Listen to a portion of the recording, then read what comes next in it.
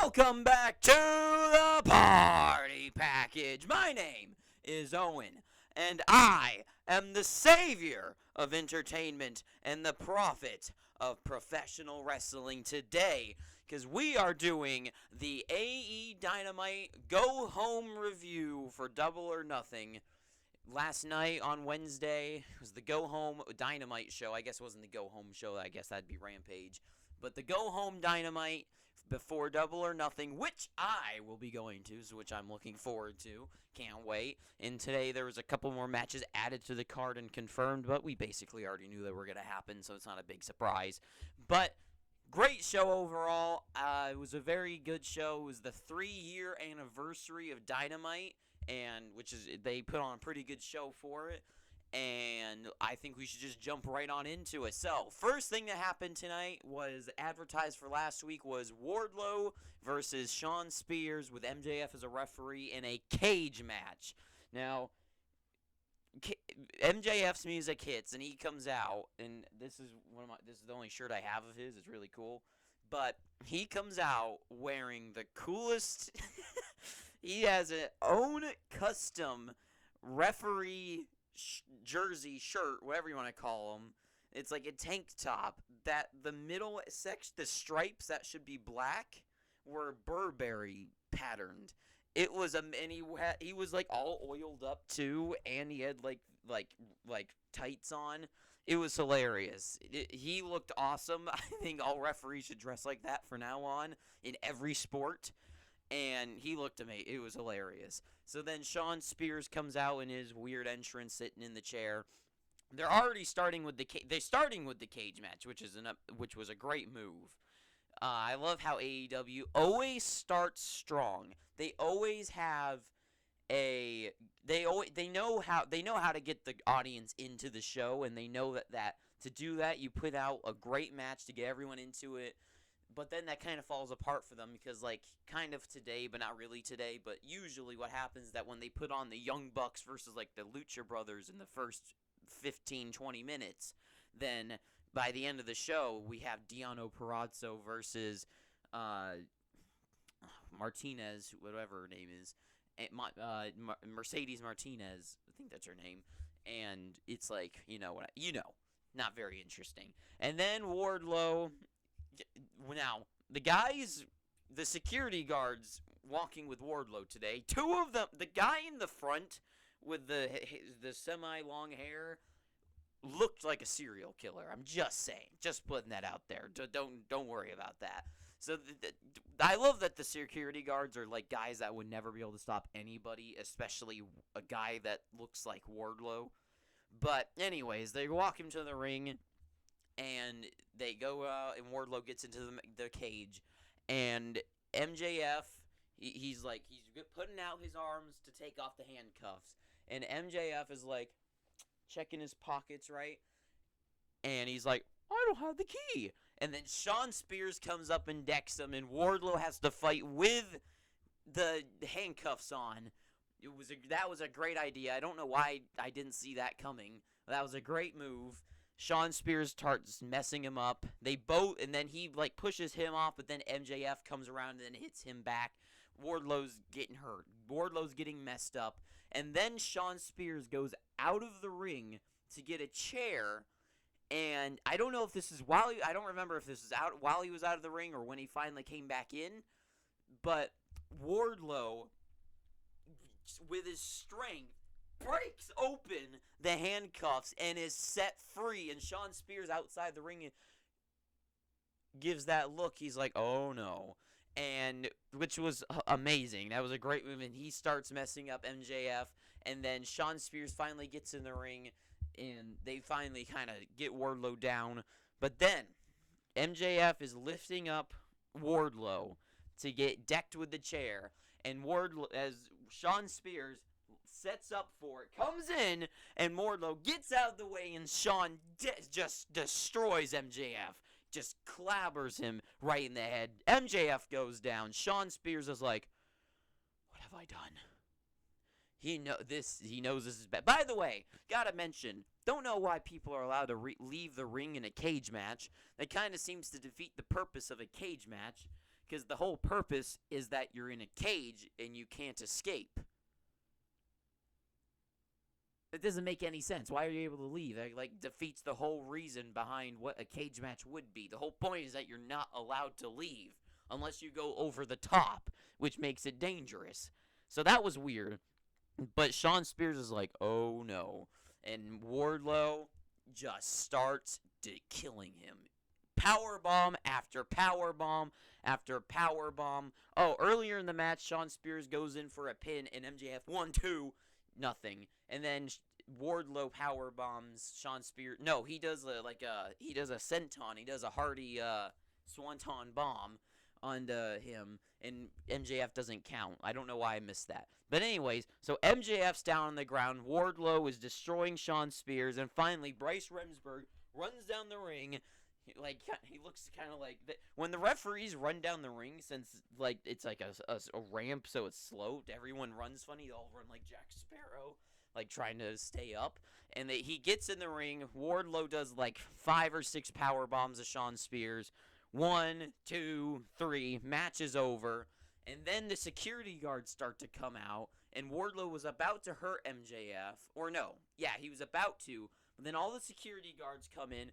And MJF, scurries off while they're all going after him. And Wardlow just, at one by one as they get in the ring, just bam, bam, bam. Just like it was like a superhero. It was like Batman killing guys in the 1960s show. He was just like, pow, boom, crunch.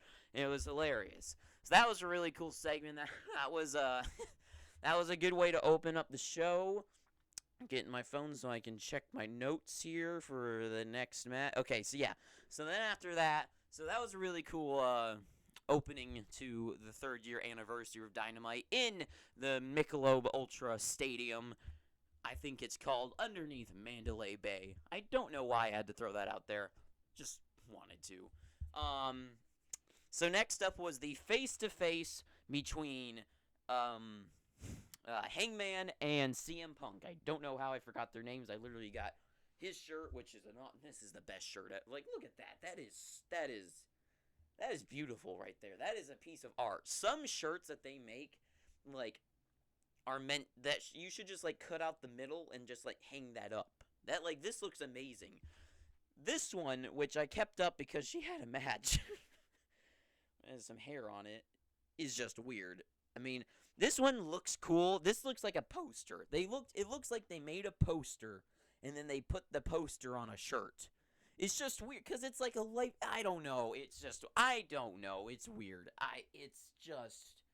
It's an odd shirt. This is like a shirt you would bet or dare someone to wear. I dare you're picking a fight and you bet. I bet the loser who gets it wrong has to wear this shirt going to Fry's. I mean, it is a weird thing. But anyways, so face-to-face, and so starts out with CM Punk coming out to the ring, looking amazing, looking old, looking like the old grizzled veteran, comes out, and he's wearing a Mutants shirt, and he's loving it. He's trying to get the crowd to get as loud as possible, which it's not a very big stadium, so it's not going to be very loud, because it's an underground stadium underneath a casino hotel, but whatever. So he tries to get them riled up, gets into the ring. Tony Schiavone's the one getting them out there. Then Hangman Page's music hits, and I think while CM Punk was trying to do something, Hangman comes out. They got a cool new shirt, and his pants, they did the cowboy thing where it's got the little ruffles on the side. I wasn't a big fan of that. It looked really stupid. And he goes into the ring, and they start talking. So, see, now, I kind of forget what they're talking about. But basically, the story here kind of gets weird because okay, so I feel like they kind of took a detour from what this story was. I felt like the story was supposed to be CM Punk was actually who the fans liked, and Hangman didn't like that. So that was kind of where they didn't get fully with each other. They were kind of disagreeing with that. And I thought that's what the story was, is that Hangman being the fan favorite for this so long, finally, like, this guy is liked more, and I thought that was kind of the story where, like, the fans were turning on Hangman. But they kind of took a detour today, and Hangman's story was, which is a cool name for a book. Isn't that the name of his book? I don't know. Hangman's thing was that he was saying that he was going to save AEW from CM Punk, which I don't really know what that means. I plan on walking in on Sunday as a challenger, very respectfully walking out the champion by CM Punk. Not very interesting. There's nothing you can do to take this title away from me. Whatever. This is just a business. It's not. I mean, I don't really understand. I don't understand what the story is here. The story between these two should have been like CM Punk coming in and trying. This is his second go to be the best in the world. His story should be that he is the best in the world and that he's trying to prove. I mean, I have the flag over there. I want to put somewhere where you can see it, but I don't really know where to put it. But that should be, the story should be that this is like CM Punk's time to prove to himself that he is the best in the world, that he is the fan favorite, that he is who he claims to be, his second go around after, because that was his original story against MJF, is that he was having problem beating normal people. Like, he was having a tough time beating some of the nobody wrestlers. That was the story. But so that should be the story now, is that it's like, hey, CM Punk's gotten all this way. Paige says, I don't hate you, I almost pity you, and I have no respect for you and what you've done since you've gotten here. Like, I don't understand where the story is coming from. And I'm usually really good at resolving, like, what people were thinking or something, especially in matches when, like, like, my fan will be like, well, what was that? And I was like, well, you see, he did that because of that. And they're like, oh, that's still, it is weird, but that's what it was. But I don't understand where they're coming from. And I mean, I don't know. For the first time in my life, I will be defending All Elite Wrestling from you, those roads that you try. Okay, so now, I like the story. I like the story that they had tonight. It's just it hasn't been what the story has already been. I don't understand where this hatred is coming from Hangman. Like, I mean, I can understand, like, because he wants his title or whatever, but I don't understand, like, where it's actually coming from. Why does he hate CM Punk? Why does he pity him? And why is he defending AEW from CM Punk? And then Punk, what steeled the whole thing is his final line was, those roads you traveled to get here, they were paved by me. This house that you built, it was constructed from from the trees I chopped down. And I like that, because CM Punk really was kind of the awakening of the problem with WWE in 2012. He was kind of he was the guy, which is why he's so beloved, is he was kind of the beginning of people opening up their eyes and realizing that there's stuff elsewhere to look at, that there is problems in WWE, and there's guys like CM Punk who are wildly talented, but instead they put, like, R-Truth and Ryback out there instead of a guy like CM Punk and Colt Cabana. That was what the point of the pipe bomb was, that they've worked all their lives to do something, and WWE doesn't care about putting out the most skilled and most liked guys. They put out the guys that are going to make them the most money and the best look. And that's kind of what AEW started to breed from. That's like all that started to come from him. So I really like that. I really like that coming from him, and I like that he's saying that to Hangman. But I think it would have been better if Hangman was aligned more with the Elite at this point, because I would say of course Cody's gone, but I would say All Elite Wrestling was more of an idea from the Young Bucks and Cody, and probably Kenny for being the best wrestler in the world, more than it was Hangman. But I don't know. I really like the idea that they're going for there, but it was a great promo. This is a great promo, and everything was great, but it was, like, out of line, you know? It'd be like in Avengers or something, in, like, Endgame. Everything, like, everything's going on, right? Everything's normal. And then, like, in the final, like, battle, right, at the end, like, for some reason, Thanos changes his mind about what he's. It'd be, oh, how about this? An Infinity War, instead of snapping his fingers and, like, killing everybody, killing half the population, instead, he decides to snap his fingers and he changes his skin blue. I don't know. You know what I'm saying? It's just like everything made sense and then they just kind of, like, changed their purpose, you know? So, I don't know. Weird, kind of confusing, but really good. The promo itself in a vacuum was really good, but along with the rest of the story, it didn't make any sense. So then we had Private Party versus John Moxley and the idiot Eddie Kingston. This was a fun match. So Jericho comes out, and you know he's a wizard. I love that. He's a wizard, and they go to the commentary table. William Regal's there too, and they're talking to each other or whatever. And Mark Quinn comes out, and he has the. I respect him for having some cool hair, but he dyed his beard blonde, and now he looks old. I don't know why he did it. It is the worst look I've ever seen anyone have. His hair, I mean, I'm not, like, a fan of it, but I'm also not against it. But I don't know what he was thinking there. But anyways, the match goes on. It's kind of fun. There was a weird point later after. I mean, the match was kind of like nothing really happened. You know, the Eddie and John just kind of beat them up and whatever. Oh, before the match, Jericho. This is what happened. The JAS come around the corner. They're like, "Is that a John Moxley shirt? Is that a John Moxley shirt?" And then Jericho goes off camera, comes back, shoots a fireball in the guy's face because he's a wizard. And they move on to that. They go out there. The match was kind of just whatever. It was, John Moxley and Eddie Kingston matches are usually the match that they put on for the show just because everyone likes them. Everyone knows they're going to win. They're just there to beat somebody up. So, you know, just a fun match. They put that on out there. There's nothing really to talk about. They beat them.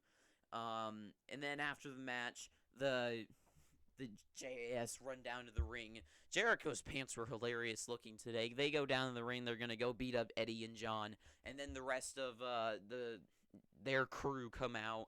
And they start beating each other up on the ramp or whatever.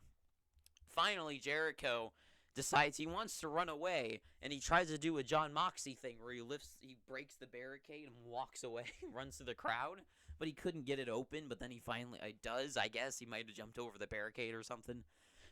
It was a fun, see, these segments are meant to be fun. These aren't meant to be, like, taken seriously or anything. These are meant to be, this match at Double or Nothing, the JAS versus the BCC and whatever that gang, the Anarchy in the Arena match is just meant to be fun. It's not supposed to be a big story or whatever. It's just basically let's put two teams of crazy people and let them just kill each other. That's the idea behind this match, and it was a fun segment. Nothing.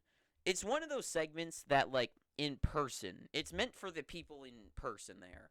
On TV, it's kind of like, well, whatever. Those are the type of things that matches happen in real life that you're, like, really excited for. But on TV, you're just kind of like, whatever. Things are different when you go in person.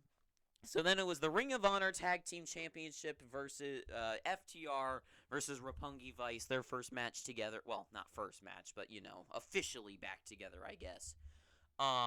FTR comes out with their dumb disco music. I think FTR, to me, I don't understand why everyone's so in love with them right now. I like hate Edge and Eddie Kingston, but I don't, like, dislike FTR at all. I like FTR, but I don't know why everyone's going goo goo gaga over them right now. I don't get it. Like, I'm a fan of them, but I don't understand the hype for them right now. Especially with their dumb disco music. It, like, does not fit them at all. But, anyways. So, match starts, and, yeah, they go out there. Match starts, and already, like, you know, Dax the Axe, chopping, punching, Dax and Cash, that's their names. Cash, I mean, it was a pretty standard match. Really, Roppongi Vice was being killed the entire time. I feel like I don't really think there was anything real noteworthy from this match either.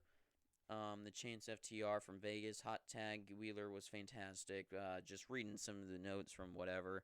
Um, oh, there was a cool moment where Trent was holding on to Cash, and he was like pulling him back, and then he was like going forward, and he was reaching for it, and then he finally broke out and tagged. That was cool because usually that's when you subvert expectations, because usually it's like. Because usually what happens when that moment happens is you have like a Finn Balor or like Seth Rollins type where they like, do the enziguri. So like usually you'd expect him to turn around and then like kick him, but then he's on the ground and he's like trying to reach. But I like that he actually kind of broke through and actually tagged him for Dax to come in and start beating him up. That was a cool way to actually do it. Like that they thought differently there than what they usually do. Same thing, anyways. It was a fun match, nothing special, and actually, I gotta say, I feel like, I know everyone loves FTR right now, but I feel like the crowd kind of went dull halfway through this match, because this should have been, the way they were fighting, this should have been a squash. I don't think it should be a squash match, but the way that FTR was just manhandling them, it should have just been a squash match, overall. So, but it went on too long. The way they were, it shouldn't have been a squash match, but it shouldn't have gone, but the way they were actually booking it, it should have gone to a squash. But whatever, I'm saying squash too much. But then, at the end of during the middle of the match, two guys come out. It's Jeff Cobb and Great O'Khan. That's his name. I knew that. I don't know why I couldn't think of it. Come out, and oh my god, Jeff Cobb, like, I've always heard of his name. Like, I know he's a liked person, but I've never really seen anything of his, and he, just from the, 3 minutes or 5 minutes he was on screen, was awesome. That move where he picked him up and, spun around and threw him was awesome. That was really cool to see. I've never seen anything like that. And then he just kills Trent and he kills Trent and Beretta. And I don't know who he did it to, but he powerbombed someone through a table, and then he choke slammed or just kind of threw a guy through the table. It was crazy. That guy is nuts. I can't wait to see him. And they're part of the United Kingdom, right? The United Empire, not the United Kingdom. And that's Will Ospreay's group. So maybe, fingers crossed, we could get Will Ospreay at some point, because that would be huge. That would be huge. Will Ospreay's. I don't know if he's the best in the world, but he's definitely something else. I mean, we all know this. I'm not telling you anything you don't know already. So, three-way dance here. Not a triple threat match, whatever. But we get Jungle Boy versus Ricky Starks versus Swerve. And this is a great match. These three guys are really what shows, where this match is kind of, and the match that's going to happen at Double or Nothing these are the type of matches that show why we like professional wrestling. Because when those three type of guys go out there, or if you switch out Swerve for Keith Lee, because Keith Lee's the big guy, so then you have the big guy, the two little guys, and you get all the styles in. But the way this match went, it just shows why you like professional wrestling. This is the type of match, not necessarily this one, but this type of match where you have the three skilled guys that can do cool things go into that ring and fight, is why we like wrestling. They start off the match already. Ricky goes out of the ring. They're like, let's team up on him. He comes back in.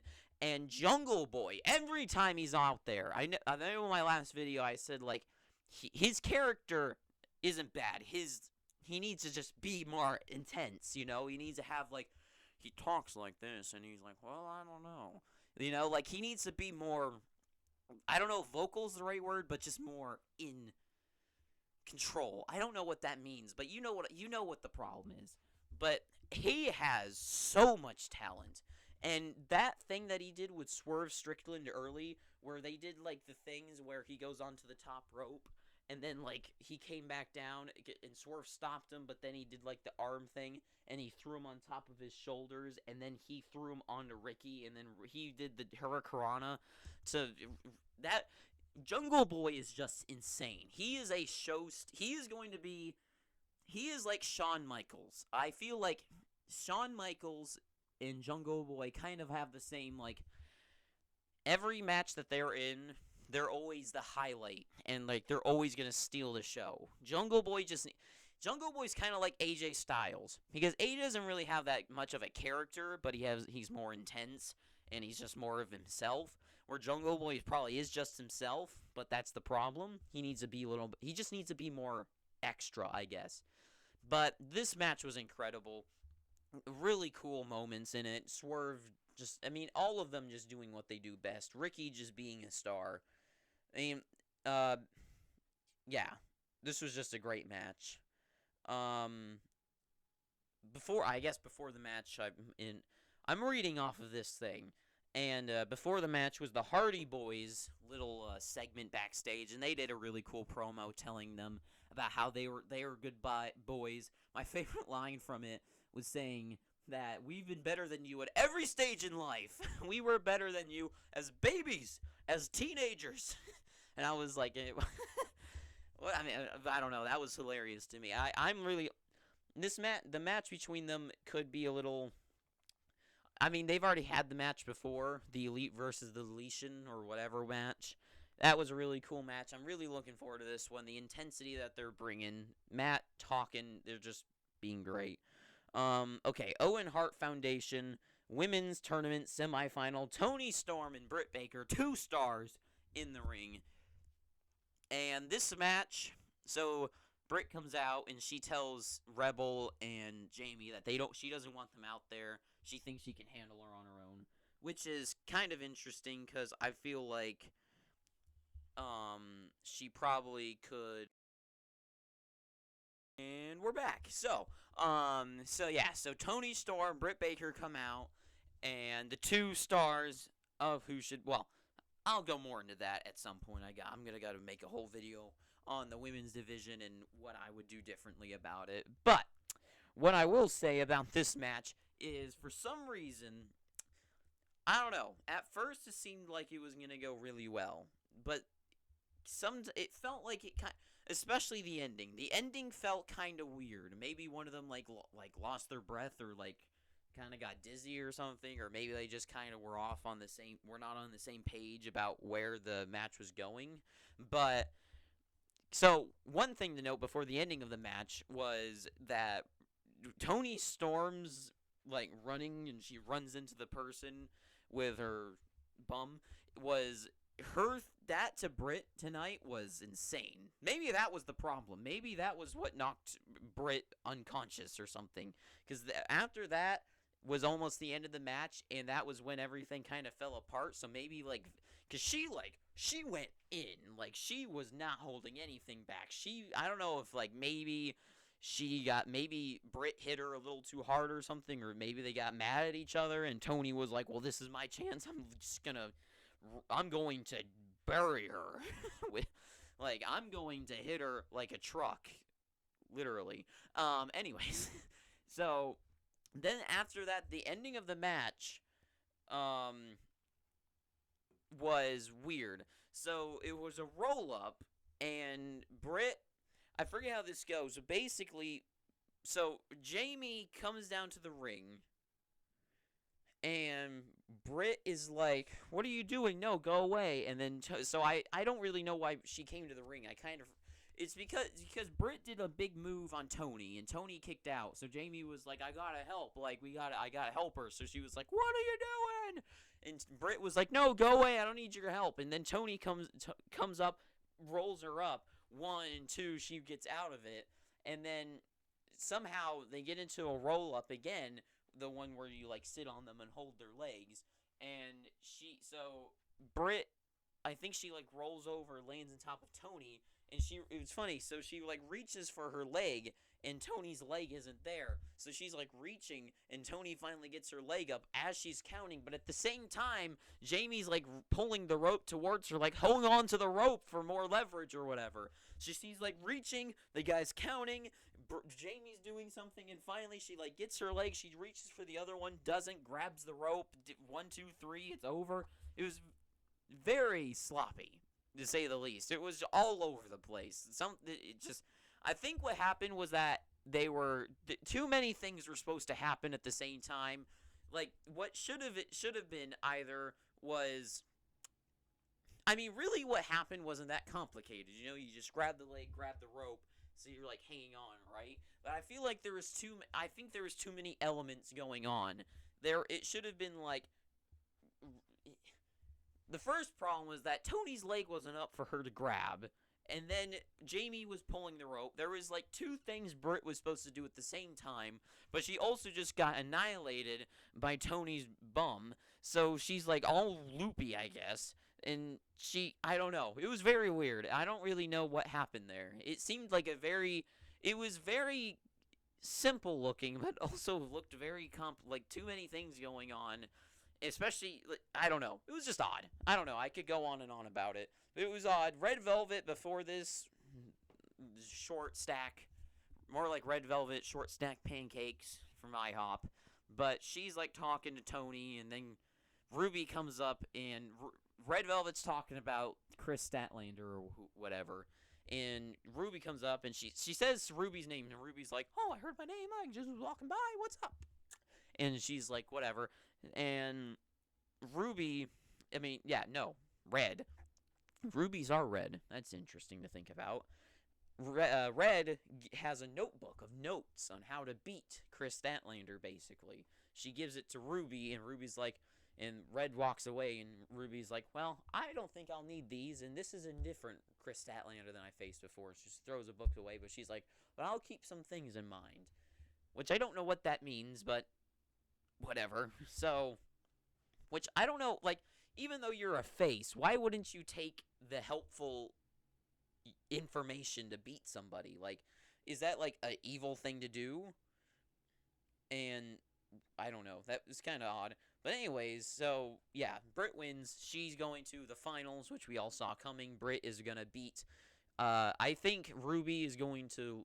I think Chris Statlander is probably going to be cheated out of her spot. I think Red Velvet might come in and mess her up, or Layla, or maybe both of them, because that was the whole feud, and we really haven't gotten the Red Velvet versus whatever. Maybe that's going to be on the buy-in, maybe, as a last-second match. I don't know. I don't really... Chris Statlander is the strongest girl. That's just plain and simple. So, like, I mean, I already know it's, like, a stretch sometimes to put, like...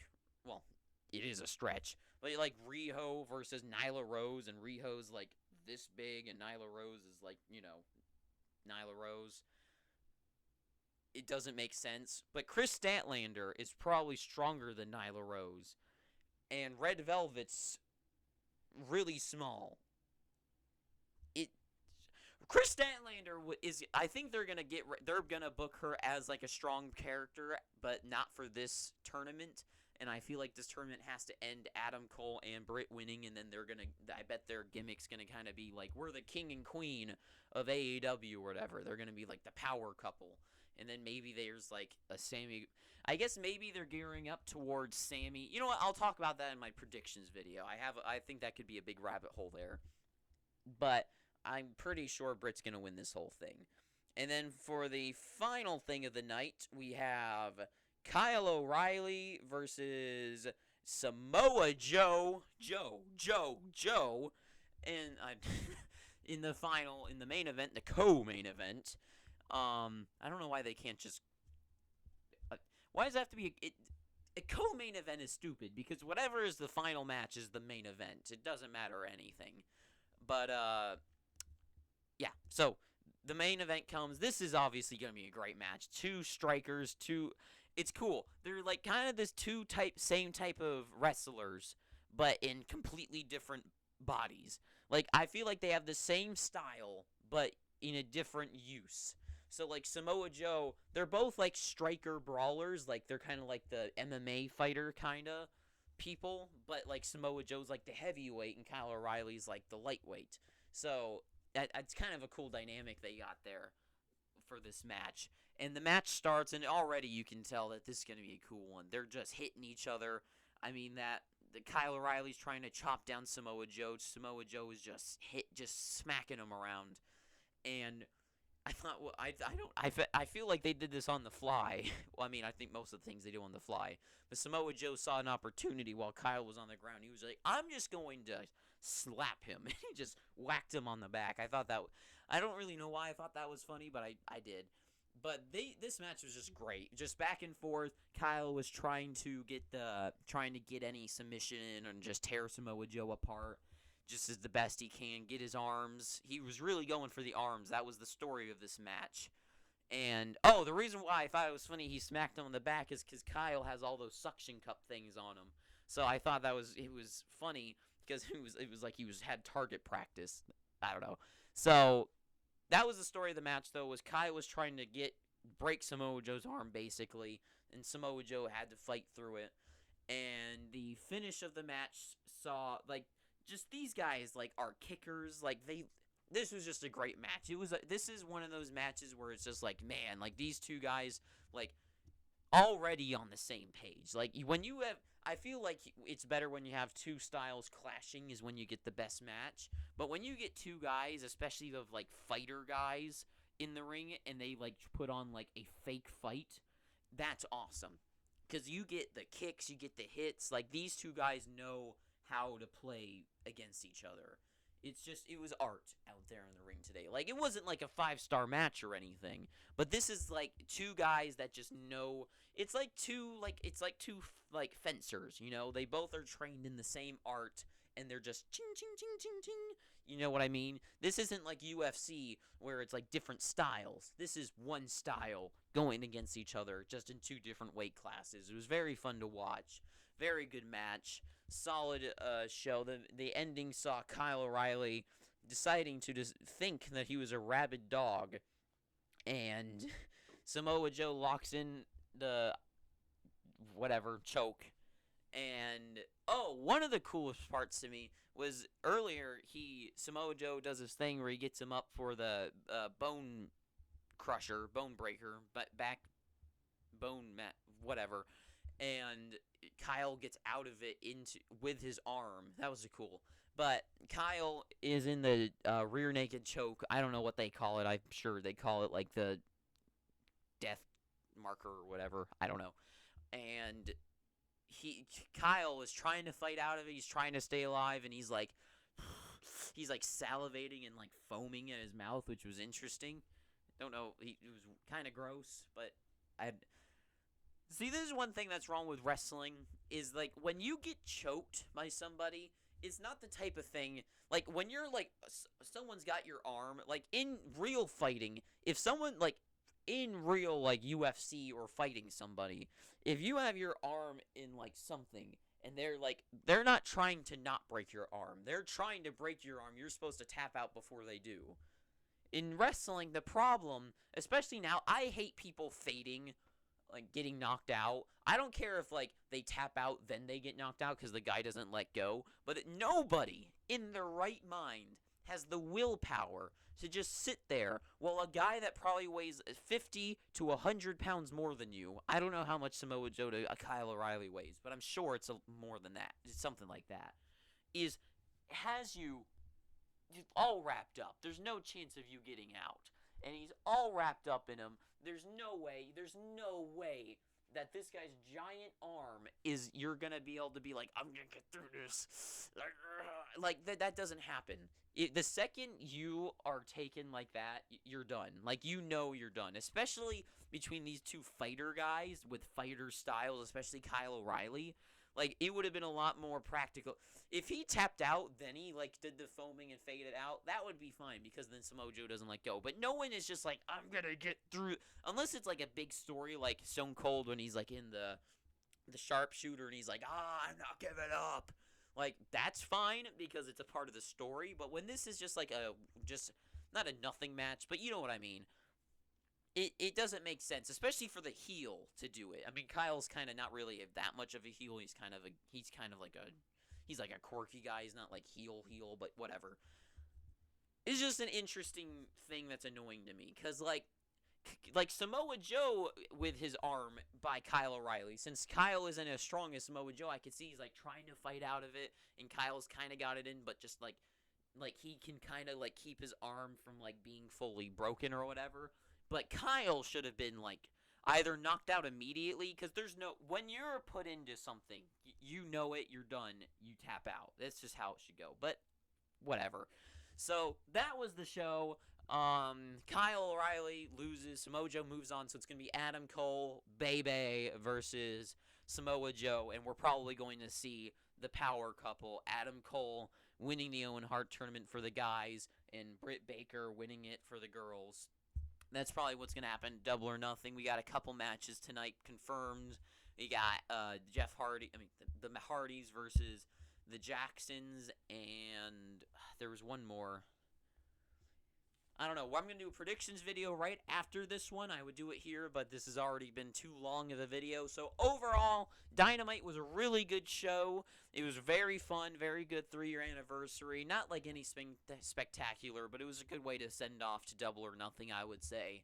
I think they did a good job of getting those matches finalized, getting set up for it. So it was overall an enjoyable show, which is AEW's main thing, is that it's always an enjoyable show no matter what. It's the quickest 2 hours on wrestling or TV just in general.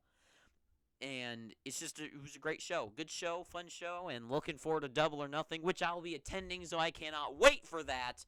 But I guess, till next time, I'll do a rating. I think that's what I'm going to do. I'm going to give like a out of 10 rating for every show.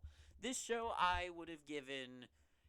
there was nothing was ever really weak. Nothing was ever really bad, but some of it didn't really matter.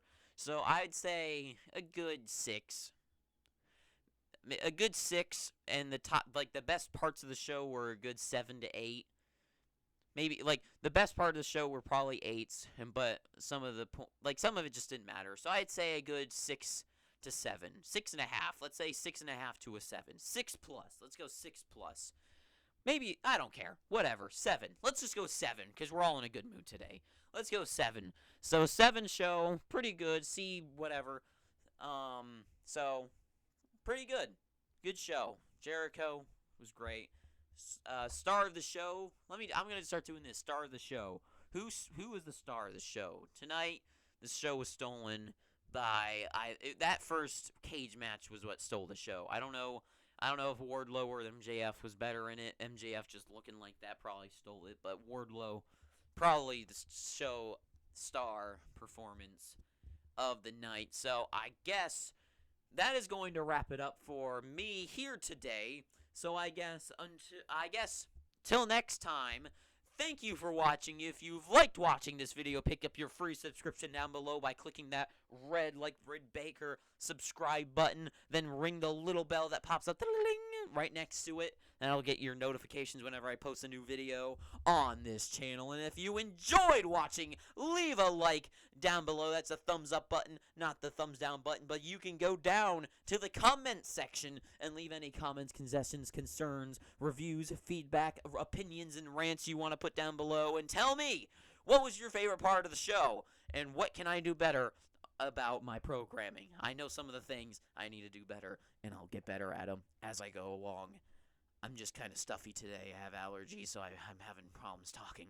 But sorry for bringing that up here at the end. So thank you for watching, and until next time, I have been the savior of entertainment and the prophet of professional wrestling, and especially I have been the party.